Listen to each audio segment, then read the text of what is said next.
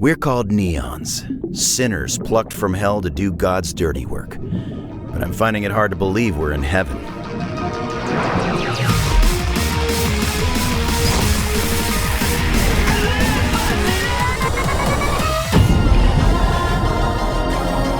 Old friends, ex-lovers. Only one of us can stay in heaven, and I've got a score to settle.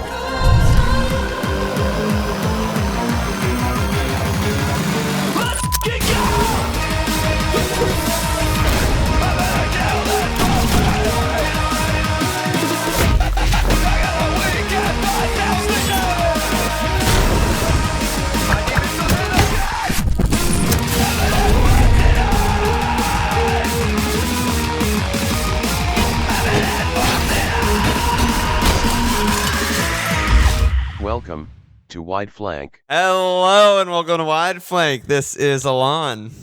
I'm Neil. And I'm Chris. We are doing a now playing episode, kind of veering off from the game club for a little bit here. And we played Neon White. Neon White, hey. Neon White released for Windows and Switch on June 16, 2022 is a single-player speed-running first-person shooter where you can sacrifice your guns for godlike parkour moves. You play as White, an assassin handpicked from hell to compete with other demon slayers for a chance to live permanently in heaven. That's from Ben Esposito, the creator of the game, and Arcane Kids, and Sonic Dreams, and all Capsule Silence featuring Anamanaguchi. He's sort of a legend of the game. But I mean, we played the hell out of this game. I think we're all super into this game right now. Yeah, still playing the hell out of this game. Still playing the hell out of this game. Haven't even finished the game yet. And I think the obvious place to start is just how fucking amazing this game feels mechanically and moving through the world and speedrunning all the levels and all that stuff. Yeah, it's so fun. It's it's the most video game fun feeling video game I've played in so long. Yeah, my first reaction to this game after not getting like all the way through it, but getting, a couple missions into it was just like, this is a masterclass in level design. Oh my God. There's just so much thought put into these levels, and there's so much thought put into how to make the levels like emergent as well. Like there's a very clear linear path that is designed that you're meant to find and meant to experience kind of on your first playthrough of them. But then as you sort of like digress from that and start to like explore the possibility space of what the designers thought the emergence would be, but also what just happens naturally as a player in a space. It's just incredible. Just there's so much thoughtfulness put into each and every level, and it makes replayability all the more better. We've all been gamers forever, and I was thinking about it today, and I was kind of like, in Neon White, you kind of like do the sickest thing you've ever done over and over again. Yeah. You know what I mean? I think back to like my sickest like Counter-Strike clips or my best Overwatch plays or Apex Legends or, whatever game it is. And I'm like, I'm just like doing that. Yeah, it's a highlight machine. It's a highlight machine. It's like that feeling of like, I just fucking cleaned up. Like I just destroyed. I'm the best. I'm a god. That feeling of like adrenaline and like power is unbelievable. Mm-hmm. Yeah, absolutely. It makes you feel fast and it makes you feel smart. I feel like the level designs really play into that. There is the defined path that you're supposed to find. Then there's the defined path you're supposed to find and subvert. There's the hints for that too. Mm-hmm. But then it just keeps going. You can just, I got the ace time by finding the hint and using the shortcut. But then there's 12 more shortcuts on top of that. Mm-hmm. Or there's a really wild shortcut that is faster than all of the other 12 shortcuts you found. Yeah. And you can also just drill into that and get faster and faster and faster. It's just so rewarding, and it makes me feel like so powerful. Mm-hmm. It's funny you bring that up because I actually hated the hints early on. Oh, interesting. In the early levels, I think that I won't say like problematic, but since the earlier levels are a little bit smaller, a little bit more linear, I remember feeling like frustrated that I like wasn't acing levels, and then you find the hint, and it's like, there's no way I was going to ace this level taking the linear path. Yeah, and I found that to be a little bit irritating. But as you sort of start to develop and stuff, I think to your point, like, yeah, there's the one hint in the later levels in the game, but it's maybe not even the best shortcut in the level. Right. And in fact, in most cases, it's not, right? Because there are different situations that people have like tried to figure out, or that you put together the different mechanics and, you know, come up with something that's like totally mind-boggling and different than what was even intended. You're just so free in the space. Like you said, I think I had the same feeling early on with the hints, where like basically for people who haven't played, once you beat a certain time on a level, then a hint appears on the map and it's like telling you jump over this wall and to speed up your time, whatever. But I think now when I think back on them, I'm like, the hints were really just a tutorial of like teaching you that you can do anything on the maps, sort of. You know, like the early hints, like you said, Dugan, are just like, you just have to do it, and that's the only way to beat the level quickly, really. And then later on, you're just like, you see a level. Like, I used to always beat the level and then go back to the level and then try and ace the level. And then as you play later in the game, I only ace levels. Oh, like I'm playing and I'm halfway through and I just restart. I'm just like, oh, that was really inefficient. Restart. Absolutely. I'm just I like, do the same I thing, can definitely. skip this part. Restart, and then it's just like ace, and why? Because he no scoped it, you know, and you're just like, fuck yeah, dude. Those special lines, yeah. I almost had the opposite experience where like, I played the demo. Well, that came out a couple months ago. Oh, it was the nice. first mission and a couple of the levels in the second mission, and then like a few from later game.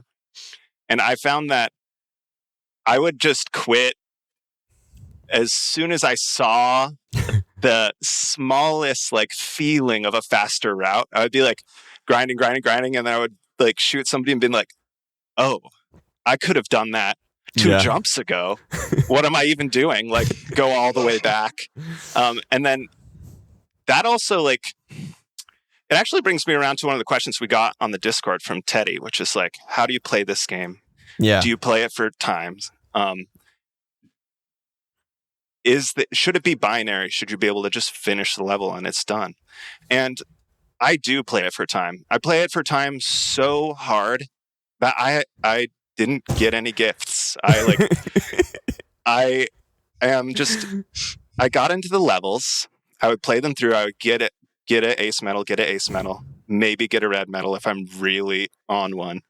And then the first time I was playing all the way through all of the levels, I got to a point where I finished the level and I was top 20 on Switch, like on my first playthrough. And I was like, that's insane, dude. This is interesting. I wonder if I can get number 1. Yeah. And I turned to Serena. Casually, can I get number 1? I turned to Serena. I was like, is it cool if I play really hard for a while? And she was like, what? And I was like, cool, thanks. And then didn't wait for the answer. Yeah.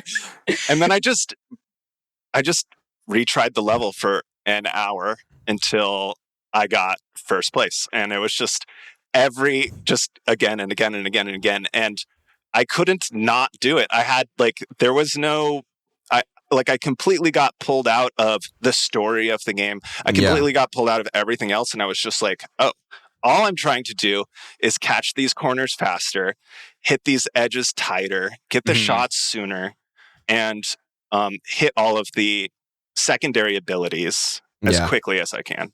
Right. And it just takes over, dude. It just takes me over. I melt away. Like, I cease to exist as a person in the world. And I'm just like, everything is like easy and smooth. And all I'm doing is trying this level over and over and over again. I mean, I was definitely like sweating on the ground and like screaming. For sure. And when I got it, I yelled so loud, the dog got super freaked out, and it was amazing. I think it's like, it really tickles a certain part of my brain, and I can't get enough of that. It's definitely like a flow state game. Yes, a million to your percent. point, like you lose time on this game. I remember when I downloaded this, and I'll get to how I play this game, but when I downloaded this, my friend was like, yeah, it's like a 10 to 15 hour game or something like that. And I was like, okay, cool. That sounds pretty reasonable for me. I can do that. And I remember I like played through the first mission, and I wasn't like acing levels. I just was kind of like, oh wow, the music is sick, the ambiance is really cool. And then I think it was after I finished the first mission, I had aced a couple, I golded a couple, where I went in and you talked to like Gabby, and she's like, oh, you got to get your neon rank up high enough, and I was like, okay, this actually isn't a game that I want to.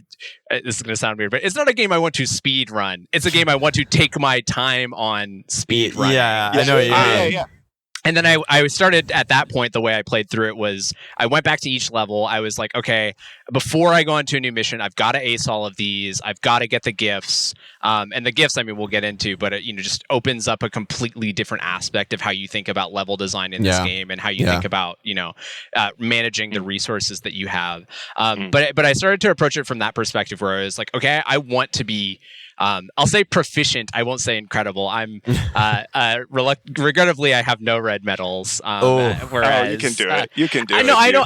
Get there. I know I can. I just haven't put in the time to an individual level. And I'm sure there are a bunch. I haven't compared my times with the red medal times, but I'm sure I'm close on a bunch because there are a bunch where I'm way below the ace time. But I just haven't fine tuned it to that degree. So yeah, that's the approach that I was taking. It was originally I was like, oh, this is a pretty cool game that maybe I could breeze through. And then I was like, but you're doing yourself a little bit of a disservice, bronzing. Obviously, to some extent, the game balances it where you have to medal levels at a certain proficiency, but it's not an insane proficiency. You could go through this game, I think, and gold everything, and that would be enough. I think I can't remember exactly how it's balanced because I just started acing levels all the time. I mean, if you just sorry to interrupt, but if you just kind of worked your way to gold on every level and then just took the hint as it is to ace every level, I think you could get through it with not, it's not required to be really skillful and really fast to complete the game. Which is a good decision for balance, I think, because this is a story game as well, which we'll get into with a really compelling and awkward and weird but also amazing story that's so well voice acted.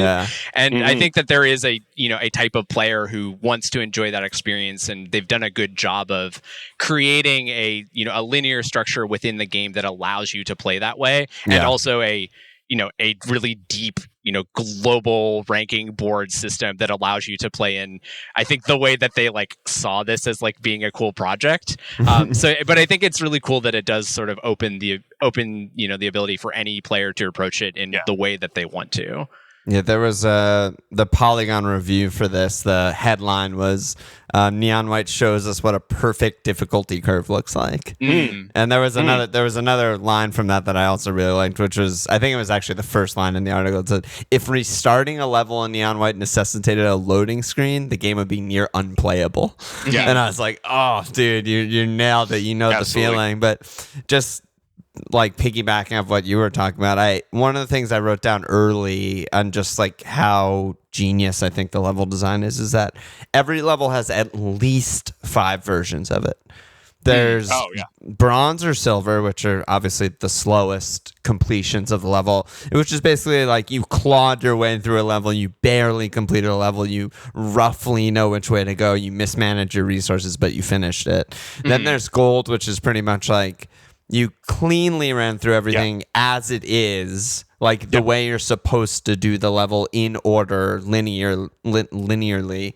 Then there's acing. You played the path with minimal mistakes. Exactly. Then there's acing it, which is the level well, you skip some parts, you have to hit some shots, you have to hit some jumps, you maybe use the hint, maybe not.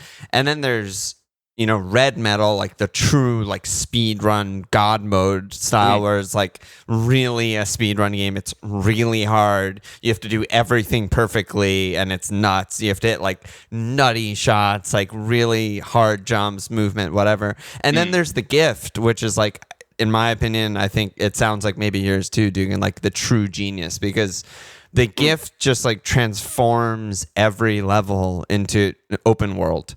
It's a different project, right? It's just completely varied from everything is streamlined, this end goal, and then it's okay, how do you take all of the resources that we put in this level for a principal regular run and make you completely reconsider how to use them, completely reconsider how to conserve them. Like it turns the level from like I can imagine this level in like your Unity game editor, the way you made it to like ace it or whatever. It turns it from that into like this is huge. Like every level is gigantic world, which is just unbelievable.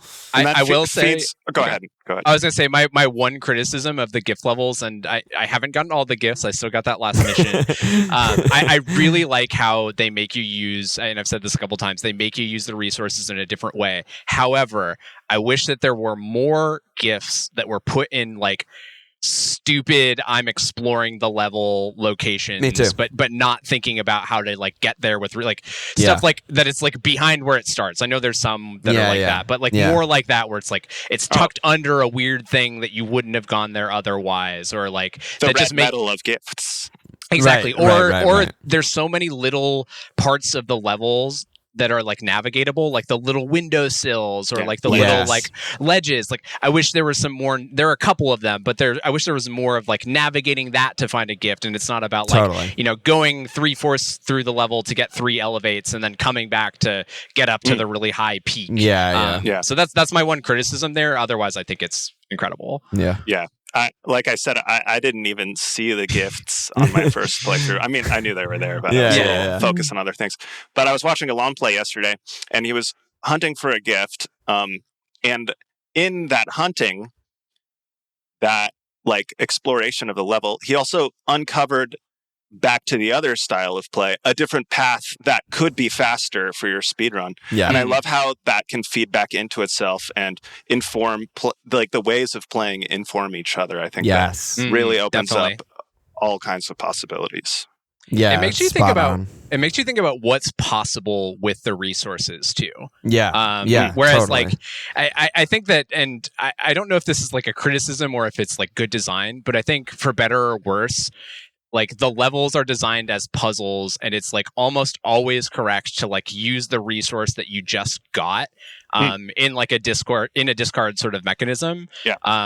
And I like that because it lets you flow through, and like I find myself using a lot of like climbing terminology with this game. It makes sense. Yeah, it like lets you on-site a level or like flash a level because like I just got a stomp. That means that my next move is probably going to be like vertical, or I just got a Godspeed. I'm about to use this to cross a distance, and I really like that in some ways, but I also in other ways it makes it feel a little streamlined. It's like, okay, this is like what I'm supposed to do here, or what I'm supposed to do it the sort of minimal way. And I recognize there's like a lot of depth beyond that. Right. But yeah, it's I've kind of lost my train of thought a little bit, but that's good stuff. I think that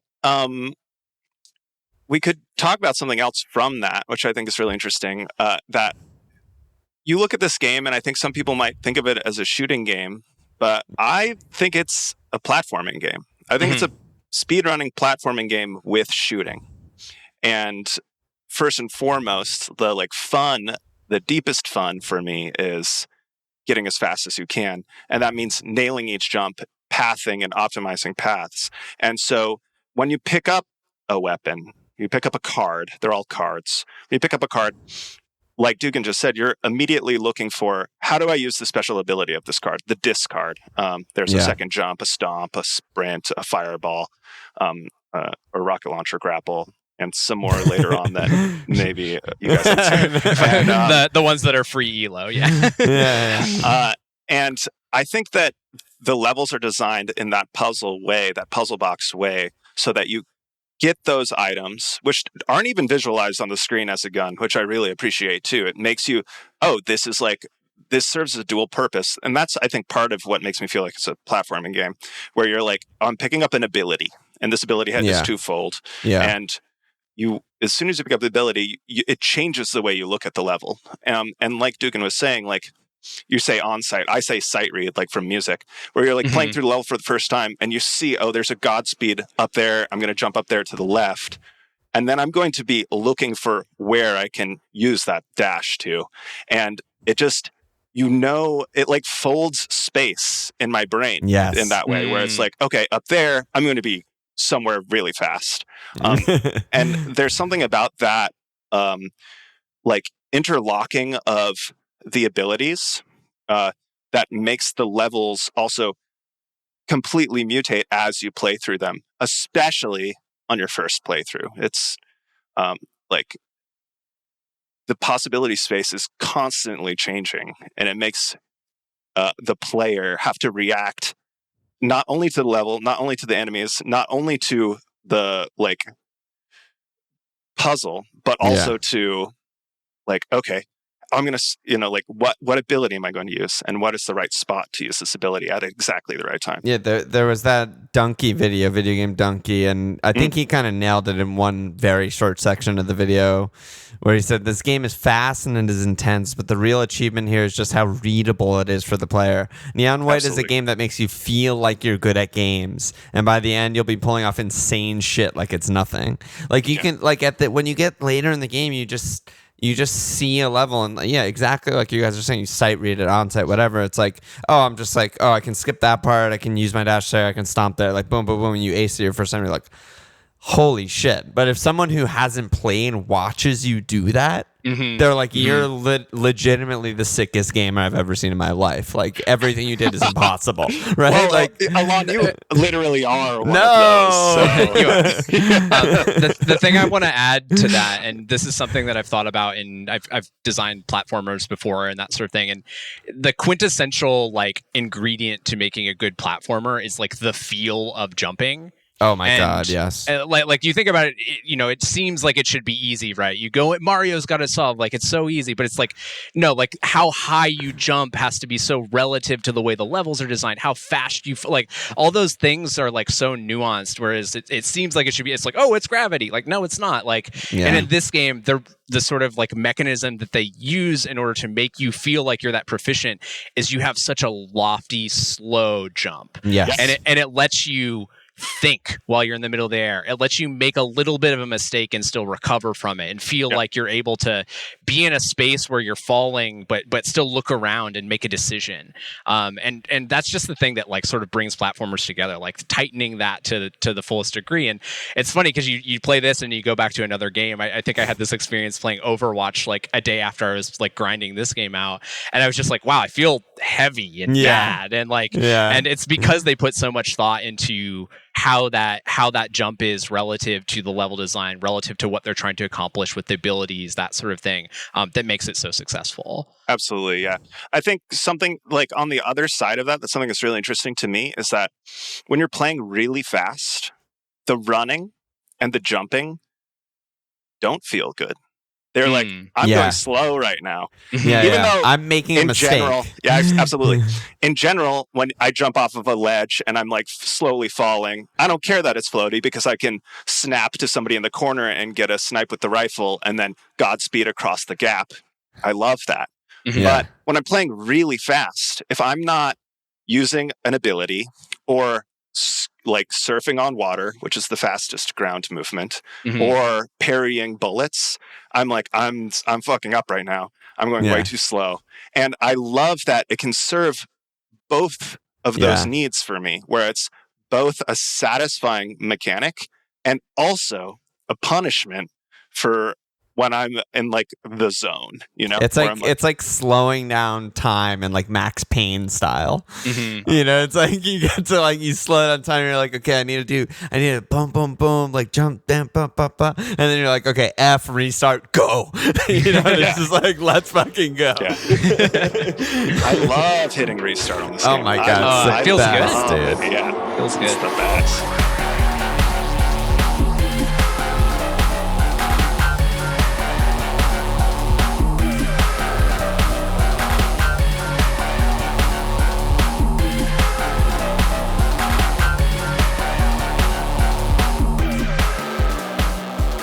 Yeah, for freaks by freaks. That's what Ben said. It's true though. I love that, and I haven't felt seen as this kind of freak in a long time. There are games that are for that feeling. Maybe the first one I felt like as an adult game player was the break the targets mode in Towerfall. Did either of you play that game? Towerfall. It's like the Arrow game by I kind of remember the game, but so there's don't a break the remember. targets mode in that. I was playing with my brother, and we would look at the medal times and be like, that's not possible. Like, there's no way. And then we would just, it had an instant retry. You fuck up, you hit retry, you're right back at the beginning. So you just do it, and then you'd be like, oh, you would see through the level and be like, oh my God, wait, no, that is possible. Yeah. And I've sort of been like hunting for that feeling a little bit. It's like, it's a competitive feeling, but it's an interesting competitive feeling in gaming because it's only with myself, Yes. actually. Whereas, you know, we play some online games, you know, you got your whole team or you have your teammate. And there's like this responsibility that you can share in that situation. But also that's this like whole social dynamic where it's like, my buddy didn't hit that shot in Rocket League. And so that's okay. We'll get back on defense. But like when I don't hit a jump in Neon White, right? Like I know it was my fault. The game is like very fair feeling in that it's sense. so fair. Oh, I missed it. I didn't hit that ledge. I didn't hit that shot. I don't have any questions about that. I don't have anyone else to blame. And I love that. I love like, oh, I'm just back in it and I'm going to solve this. And I've definitely been looking for that. I feel like I haven't really found that in 3D in the way that I have in Neon White. And I think that is an amazing achievement. But I have recently got like pretty into Super Mario World ROM hacks. And I've been playing some recent like Kaizo hacks where it's like just insanely demanding, right? I don't know what these are. I'll send you some links later. You can check it out. Put them in the show notes. Do you remember maybe, yeah, I'll put them in the show notes. Maybe about 10 years ago, there was a video on YouTube called Asshole Mario. Do you know what I'm talking about? No. And it was basically this impossible level. And it gained a lot of online popularity. And it, I think, you know, even led to games like Mario Maker, where you know, Nintendo released an official version of a Mario game where players can make levels, and all these players are making these horribly challenging levels. You see Mario running through 1 million flame wheels on the first level of Super Mario Bros. All of that. Awesome. So those games, you like have to path it out, and then you have to frame perfect a bunch of moves all in a row. And if you die, you go all the way back to the beginning. And there's just this like flow state, meditative state that I no longer exist as Neil. I don't even exist as Mario. I'm just the like machine that takes in the visuals You're and basically translate trying them to be a machine. Yeah. and translate them into finger motions. And I can just like let go until I get to the end, and then I feel amazing. I love it. Yeah. And you know, there's Celeste does that in 2D. Mario World does that in 2D. There's some other games that approach doing that in 3D, but Neon White just absolutely nails it for me. Yeah. I'm glad you made the point about the sort of like different feeling of this versus like a team game or something like that, because the best comparison that I could draw in terms of like executing well in Neon White is the comparison of executing like a tough combo in a fighting game, like a one frame combo or something like that. And I always think about, I can't remember who said it and I wish I could credit them, but I always think about this quote that meant a lot to me when I was trying to learn really good combos, where it was this idea of, is okay, if you're practicing and you're trying to do a combo and you press the button and the move doesn't come out, you were too fast. And if you press the button and the move does come out, but it's not a combo, then you were too slow. And then I sort of took that application and think about it in Neon White. It's like, okay, if you're pathing, it's like, okay, I made this jump. I didn't land where I wanted to, or I missed the platform or something like that, trying to jump as efficiently as possible. You were too fast.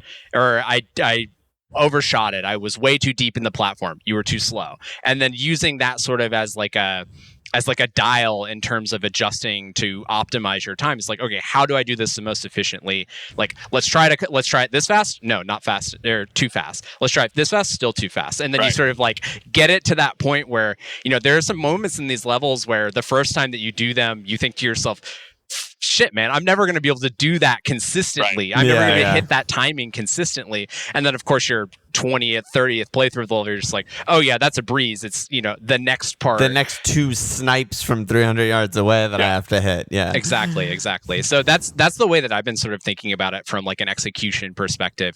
And that is like a battle within yourself, right? To, fully understand what the system is trying to register and in what pace it's trying to register it in order to, do it effectively or do it at all. Yeah, I haven't played a game like this in a long time, but it just blows me away how quickly we're able to like adapt to those systems, adapt to the gravity, adapt to the speed, right? Because nothing that we've said so far would work if it didn't feel good. Just straight up has to feel good. Yeah. And it just blows me away how like so many games blow that and then other games are just like clearly focus on that and are like, no, this is absolutely the most essential thing to make the game. Yeah, I definitely like they brought up Meat Boy a bunch on the Eggplant Pod, like Super Meat Boy, the quick sessions game. Yeah, definitely. Like that makes sense. I thought more about like Super Monkey Ball, like playing that like for a 3D example. Just shredding that with Vito in like his basement for like 8 hours, like that like gave me that kind of same feeling. But yeah, a very speed runnable game also. Very speed runnable, very just like the music and aesthetic weirdly remind me of it too. Like we haven't talked about the music at all, but just that sort of like good. It's so good. It's unbelievably good. It's like I was actually listening to it all day today just to sort of get in the zone and like I was thinking about, I guess we could just jump to the music, but like there's been a bunch of games that we've done on game clubs for Wide Flank that have had really good music, and it's interesting because they're all really good, but like serve different functions almost. Like Doom is so sick and it's hell and it's perfect when you're fucking like killing everything and thrashing. But I don't really casually listen to the Doom soundtrack that much. But and then there's like Chrono Trigger, which like I can casually listen to, but it's sort of like it's almost like bigger than the world of Chrono Trigger. Like there's so many tracks, there's so many like cues that it's just like very cinematic. It's very cinematic. It's just like vibe. And then this is the soundtrack that most felt like it feels like playing the game. Like the most of any of those. It feels like I'm just like hyper. I'm like, it's 2 a.m. I'm playing, then I like, whatever, run to the bodega and I'm listening and I'm just like, I'm like dancing in the fucking elevator. I'm like raving. I'm like, it's just like in my ear, it's just like, feel the rush.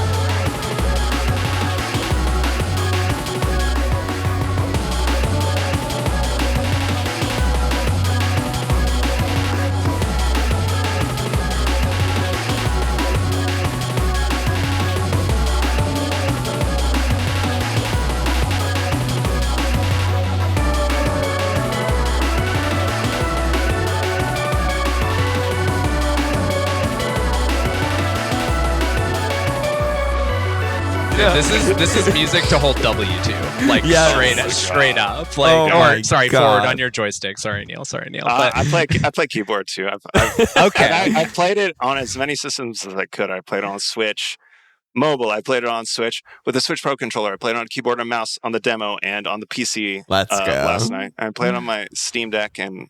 Man, it's fun on everything. It's fun so good. It's just so fun on everything. Yeah. I mean, is there more that you guys want to say about the music? Do you have like favorite tracks or favorite moments or anything like that? Or is it just, it's just so good all around? I've got 2 favorite tracks that I'll call out. Everything is incredible. So don't take this with a grain of salt because I could have easily said any track in this game. It was Machine Girl who did it, right? Yeah, Machine Girl. Yeah, incredible work. My 2 favorite... Yeah, my 2 favorite were the Godspeed Baby track when you get into the Tripwired's world. Just because Violet is so hardcore and the Violet Sidequest track is so hardcore, and I like how that's sort of incorporated into the main narrative. Yeah. And once that audio sample dropped, I just like, let's fucking go. Like, I just lost it. It was incredible. So good. Godspeed Baby.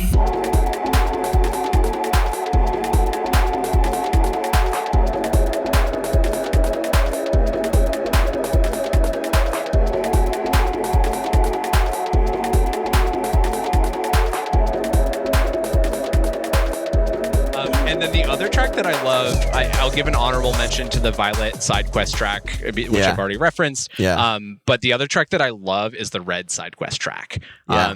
Because those levels, the design of those levels, and we could get into how the side quests are, different than the main game and that sort of thing. But the design of Red side quest levels are like ambient is the best way that I can think of, and the music matches that mood. Basically, the intention is I don't even think there's very much shooting or any. It's more like here you're going to have a ton of different cards, and you're going to use the discard ability immediately to a sort of different effect than the main levels, which are a little bit more limited in the amount of cards that they hand out throughout it. And I just think that the sort of like chillness of that really matches the vibe of the level design. And it's the same for Violet, where it's like brutalist level design and the most like hardcore fucking shit you can imagine. So awesome. But the Red stuff just to me was like I just loved zoning out to those levels. And when I would on-site one of those levels, I think it felt better than on-siting anything else in the entire game.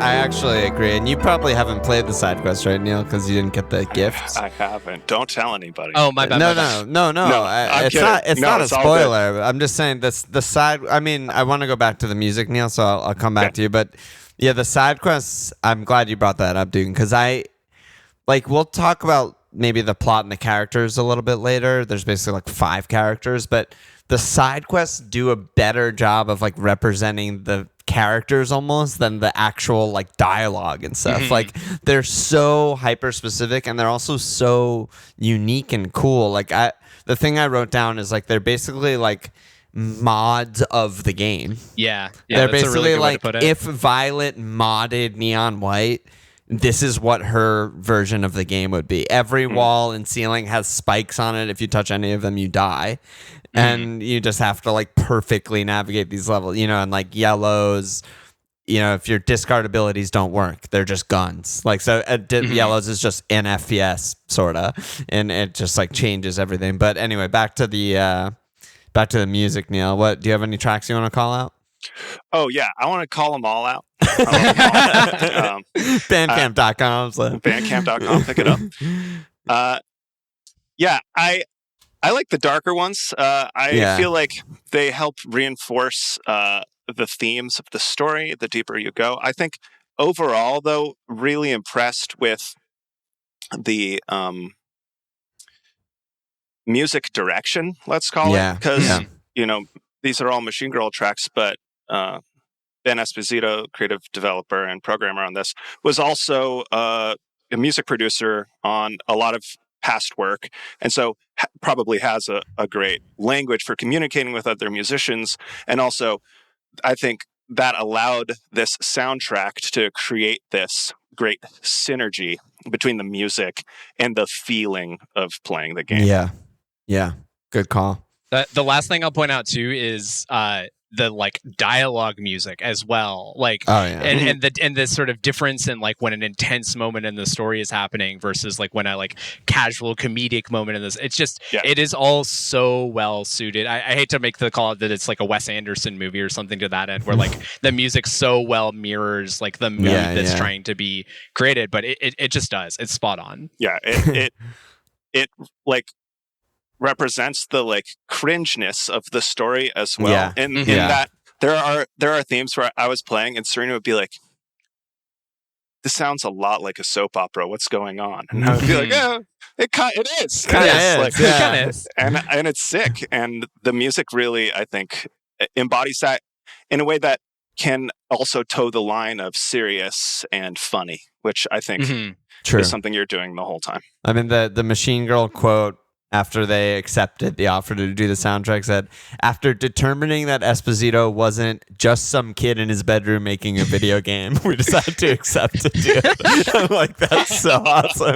And Esposito said, I wanted the music to fit the vibe of a lost PlayStation 2 or Dreamcast game. And I sent them soundtracks from games of that era as inspiration, such as those as Jet Set Radio and Ape Escape series. And Machine Girl also citing Mick Gordon's work for the Doom series as an inspiration for some of the late game music. So it's it's just like, all the stuff we're talking about is just so fucking Absolutely. sick. I wanted to say I felt the Jet Set vibe throughout absolutely. this, definitely, and I think that's also spot on. Yeah, in a weird way, it's all the aesthetics that we're kind of like talking around it's like very our generation. Mm-hmm. Like I'm in that Eggplant episode with Ben Esposito, he said like one of his main inspirations in like this kind of game is playing Counter-Strike surf maps while watching Toonami. Yeah. And I was just like, holy shit, like that describes this game perfectly. To that end, should we touch on Teddy's question about how we feel about Steve Blum being the voice of Neon White? And I mean, my reaction is just like, give that man as much fucking work as possible.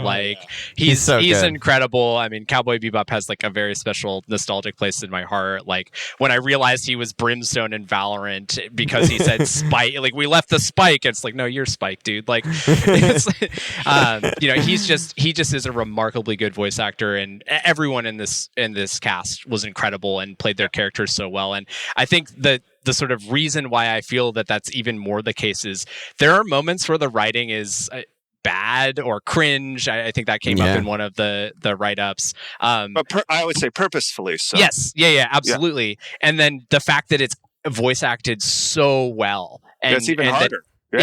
It's even harder to do it well, but everyone nails it. And there are these moments where you're just like, if this was like a written game with no voice acting, the writing would be like horrible. In some ways, maybe not horrible, maybe that's an exaggeration, but there are these moments where you're just like, that doesn't quite work for me. But then someone voices and you're just like, this has like a real spirit behind it. And these moments that sort of like get away from the heaven themes and into the sort of like weird pop culture references that like you kind of don't expect to crop up because they're like something that you understand, and you're like, wait, why do these characters know about this? And but they're rooted in reality in this way that I think a lot of games like avoid that, and kind of stay away from pop culture. So I love that he's in it. Love that they got him. Like I don't know how that I don't know how that worked, but so I just think that I'm glad Steve Blum was there, and glad everyone was there. Really, they all nailed it.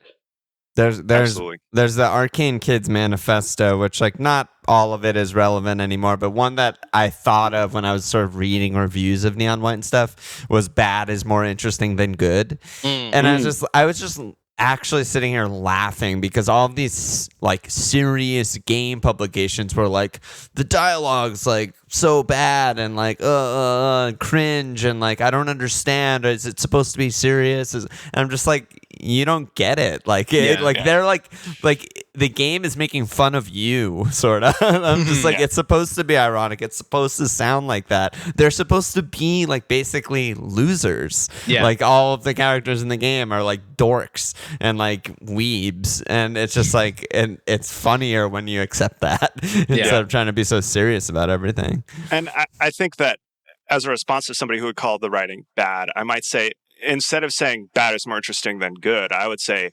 I prefer interesting to good.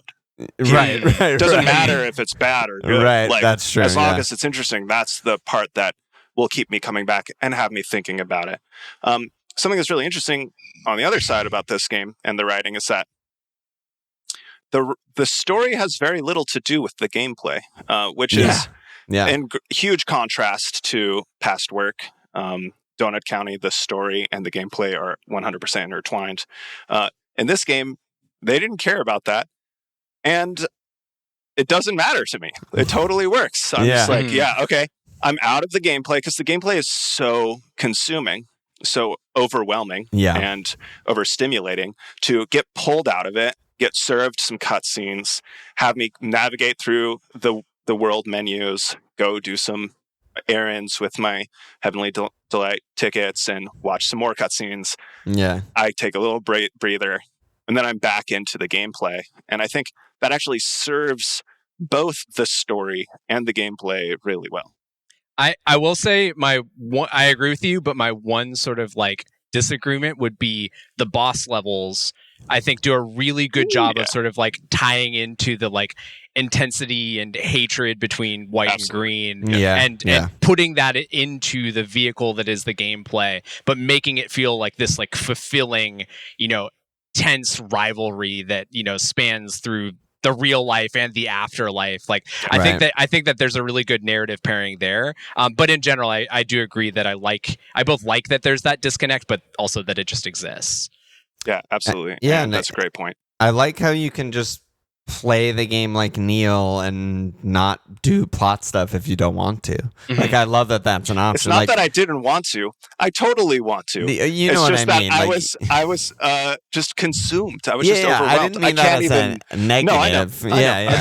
I just want to be clear. But like, shout out to Dave Morrow also, who's really good at speedrunning games, and he was watching me play, and he's probably going to start playing soon. Ooh. And he was like, he was watching me, and I was doing some levels, and he was like, "This is fucking sick." And then and then I was like talking to Neon Violet, and she was making like stupid anime references, and he was like, "Can I skip all of this shit?" And I was like, "Yeah." It's like, you don't have to do any of this. He was like, so I like that option too. But yeah, I mean, the story's actually good. I think like there's a lot of the sort of dialogue moments where I'm like, this didn't work for me, or I didn't find this part funny, and like roll my eyes. But it is sort of necessary to like take a break. Like, oh yeah, it's like Neil was saying, like the game is just so overwhelmingly intense. You can't just play the game for that amount of time and like never complete a mission or never take a break. And it's almost like forced breaks with like dumb stuff that you can just chuckle at or like laugh at or laugh with. And yeah, I mean, I think the story is pretty interesting, and I think they did a good job. Absolutely. It's meticulously crafted, I think. Yes. I think that all of these choices that a lot of people and big publications are taking issue with are like 100% on purpose. Yeah, and I think totally that agree. all of the voice actors had to those are hard reads. Like, it's hard to read those lines, and they did a great job. I think it's an absolute pleasure. Whether or not the story is for you or not is completely up to you, but it's I think really great balance. Yeah. Milk on Discord said about the visual aesthetics. He said, maybe it's just my own obsession with representations of heaven, but something about the story and the visuals immediately compelling. And then his sort of follow-up question was, is this a satirical game or just using religion as a point of reference? Am I a holy gamer when I play Neon White?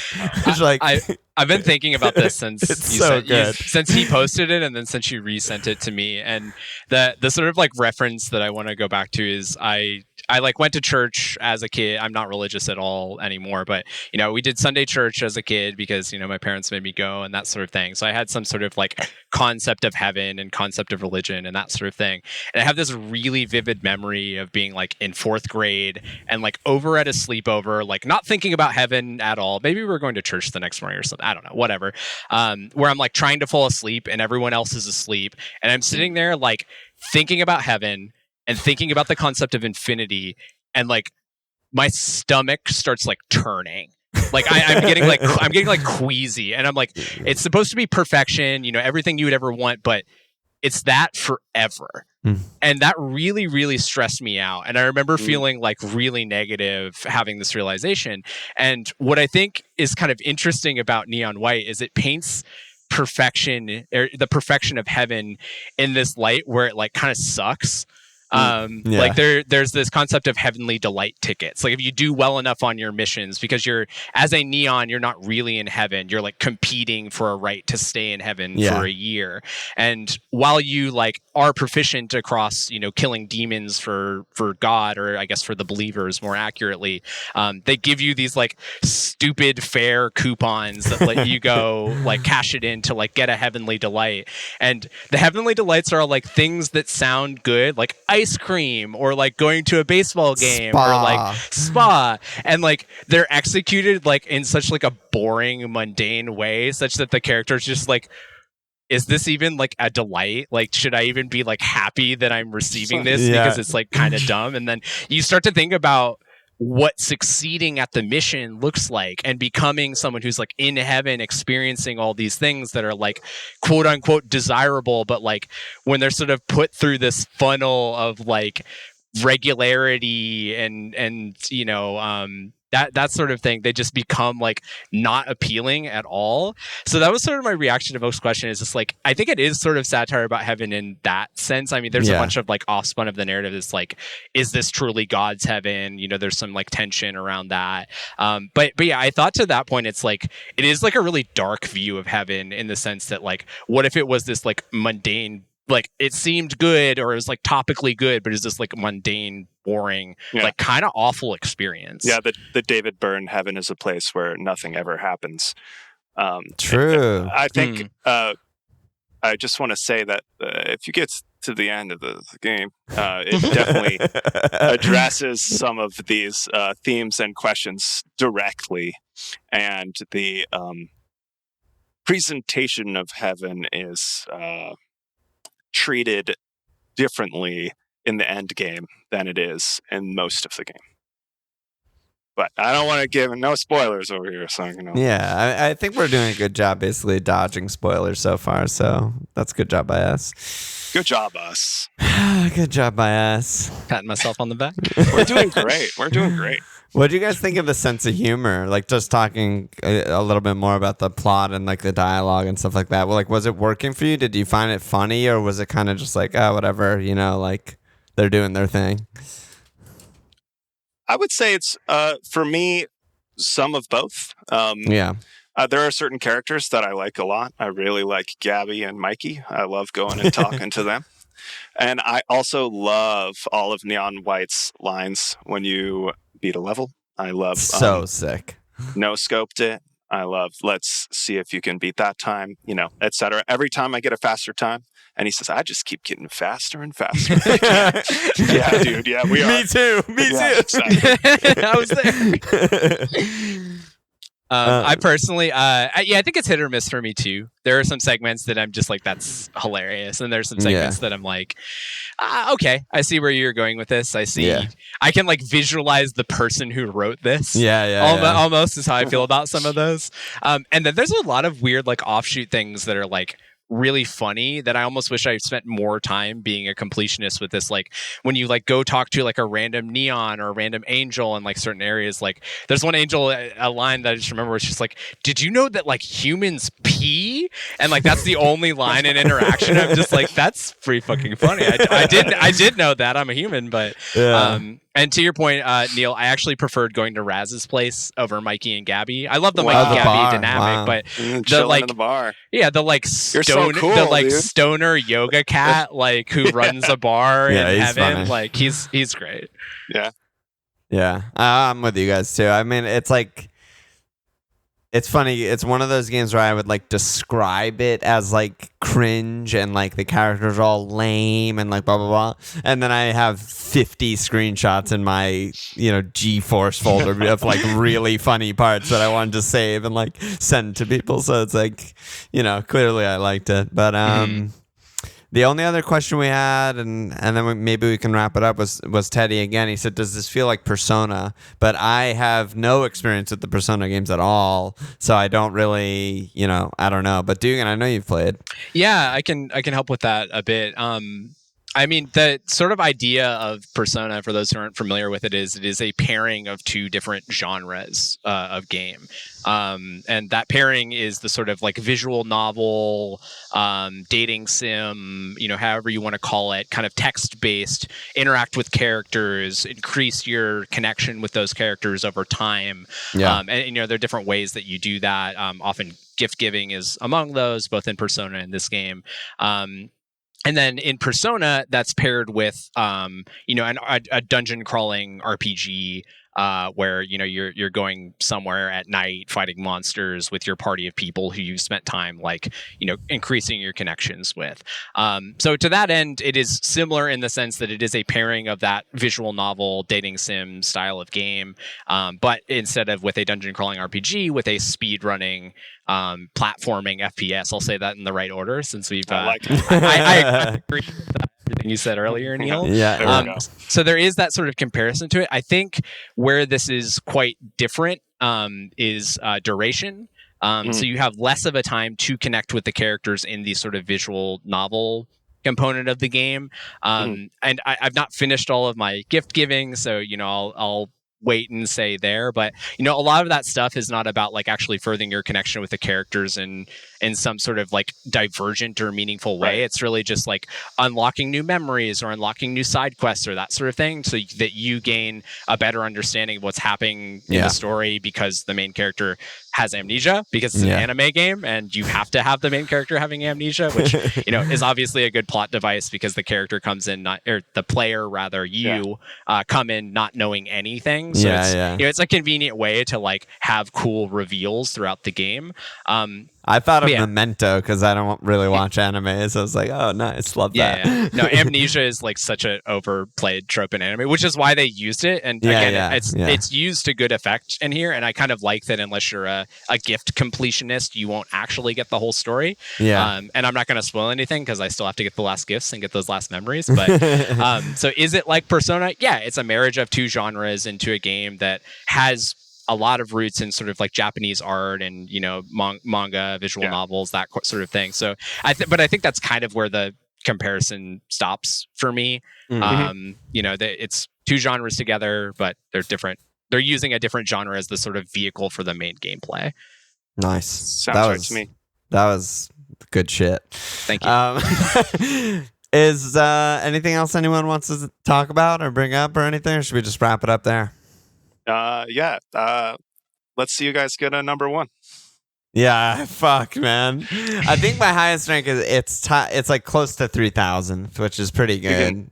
We can get. But yeah, I haven't done what you've up. done, Neil, because I am a completionist and I'm acing and getting the gift on every single level and doing all of that. So let me do that, and then I'll go for some hardcore reds. Yeah, I like that there's 2 types of completionists that this game satisfies. There's like the depth and the breadth completionists, and both can get what they want out of this one beautiful game. Yeah. There's also the just finish the game completionists. I'm golding my way through. I'm not getting any gifts, and I'm beating this game in 10 to 15 hours, maybe even less. I mean, I'd be curious to see how fast I could beat this game, not caring about which medal I get, and not caring about any of the gifts. Yeah. Because go ahead.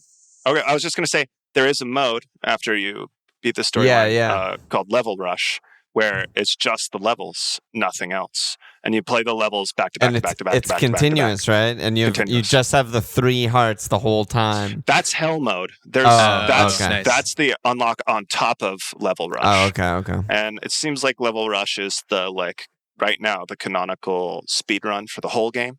So gotcha.